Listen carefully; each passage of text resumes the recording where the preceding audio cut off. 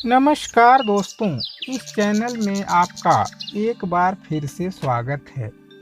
दोस्तों, ज्ञान का होना हर किसी के लिए जरूरी है, लेकिन उसका गलत उपयोग करना नुकसानदायक साबित हो सकता है।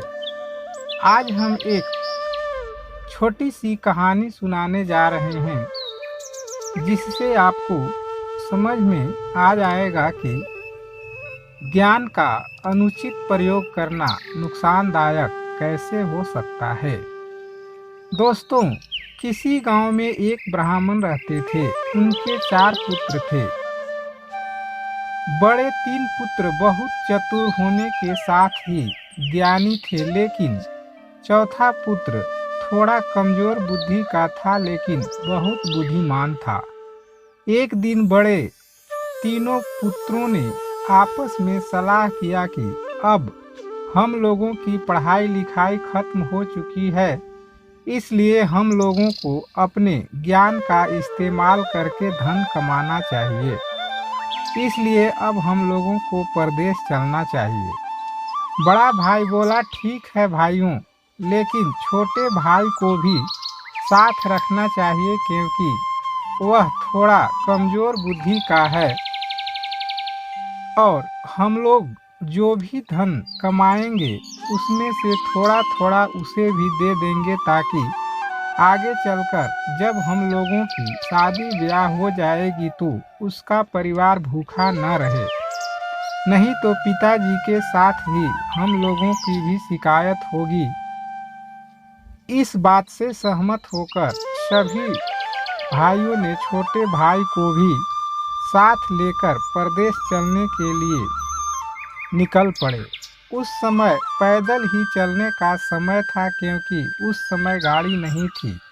चलते चलते जब शाम हो गई, उस समय वे लोग जंगल पार कर रहे थे। एक पेड़ के नीचे जो भी साग सत्तू लेकर चले थे, सभी भाइयों ने खाया पिया और आराम करने लगे।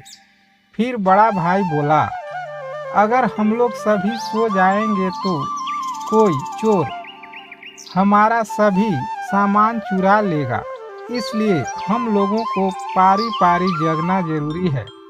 सभी सलाह करके बड़ा भाई जग गया और सभी भाई सो गए। तो उसने सोचा, अपने ज्ञान का कुछ इस्तेमाल करके कुछ करना चाहिए ताकि नींद न आए। और दूसरे भाई जगे तो उसको काम पूरा करने के लिए जिम्मा देकर मैं सो जाऊंगा। तभी उसकी नज़र हड्डियों पर पड़ी, जो एक कुछ दिन पहले मरे बाघ का था। उसने अपनी शक्ति से सभी हड्डियों को जमा कर जोड़ना शुरू किया।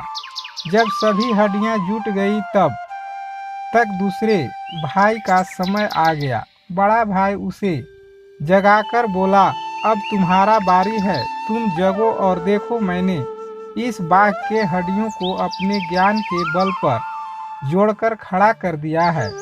अब तुम इसमें क्या कर सकते हो। और सो गया। तब वह सोचा, क्यों न हम मांस और चमड़े का निर्माण कर दें। अब वह अपने ज्ञान की शक्ति से मांस और चमड़े का निर्माण कर दिया। अब बाघ एक लाश की तरह दिखने लगा, क्योंकि उसमें तो जान नहीं थी। तब तक तीसरे भाई का समय आ गया। वह तीसरे भाई को जगाया और बोला, भैया ने इस बाघ के हड्डी को जोड़कर तैयार किया है। मैंने इस पर मांस और चमड़े का निर्माण किया है। अब तुम इसमें क्या कर सकते हो। मैं सोने जा रहा हूँ। और वह भाई भी सो गया। तब तीसरे भाई ने सोचा, अब मैं इसमें जान डाल दूंगा तो उन दोनों भाइयों से आगे निकल जाऊंगा। और वह सोचने लगा, आखिर ये कैसे हो सकता है। फिर उसने अपने शक्ति से जान डालने ही वाला था कि चौथे भाई का समय आ गया और तब तक भोर भी हो चुके थे। और बिना जगाए ही छोटे भाई की नींद खुल गई। वह उस मरे हुए बाघ को देखकर डर गया और बोला, भैया ये मरा हुआ बाघ कहाँ से आ गया?